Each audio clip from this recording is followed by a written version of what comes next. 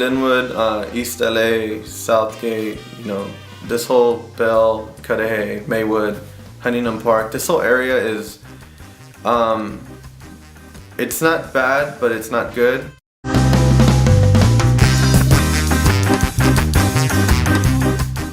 There's a lot of gangs, there are drugs, you know, there's a lot of violence and crime overall.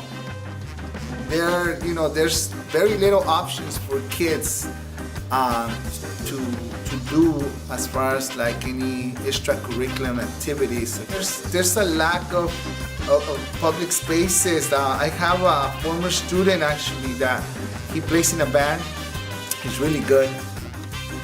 There are not many places to play. They end up playing in backyard, you know, I guess the backyard of someone's house. Remember we played a party with a jumper? Yeah. We played a mechanic shop, played a billiards place, we played like it was like a Peter Piper pizza? Yeah, Peter Piper there. Pizzas, we got ridiculous there, man. It used to be crazy. The bizarre place I've played at was at a funeral home, at a Halloween party. I thought we were gonna play in the parking lot. We ended up playing on the stage where they usually place the coffin. It was one big party, and that was something very bizarre for me. It was kind of fun. At the end of the night, the guy taking care of the funeral home gave everyone a tour and started pulling out dead bodies for everyone's amusement. Growing up, the places that we would be able to go to was Las Pampas. I was one of the kids that was 15, 16 going to Las Pampas to see some of my favorite bands at the time, and those were the only places I can actually get into.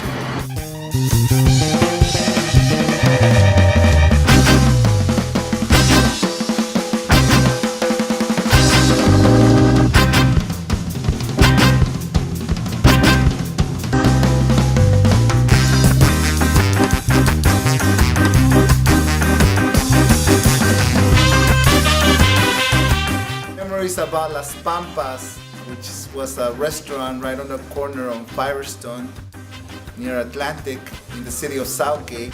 The times that we played there were very fun, and I remember there was one of the few places where we were able to play because they had stores open to Spanish rock or rock en español, and I played there with Los Olvidados back then.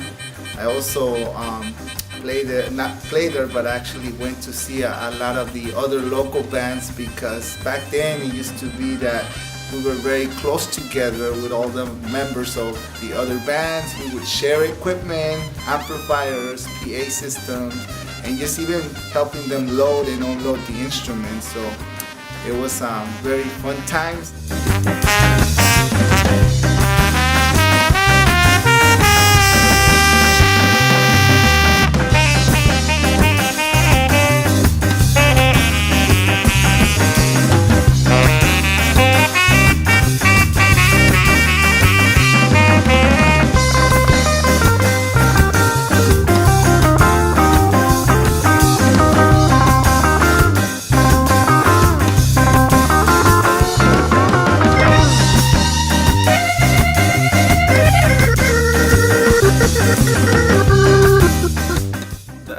Before was a movie theater in the 90s. I used to go there as a kid. It shut down. It was shut down for a good 5-6 years, and then we came around after we lost another location that we had in Linwood and opened it. It was a whole team of us that opened it. The Allen Theater was an important place because it gave bands somewhere to play. It gave bands somewhere where you didn't have to worry about police showing up and finding excuses to shut the party down. It gave also people a safe place to go where you know that there was security. You know, it worked out fine. It worked out fine while it was open. We need places like that. There really isn't much that I can think of besides going to the mall and walking around in circles. The best we can do if we don't want to go into a Hollywood venue, the next thing is finding an art center or somewhere where we know that, you know, we don't have to risk coming across the police trying to shut something down. And we know the profits are gonna go towards something good too, and not just another greedy Hollywood club.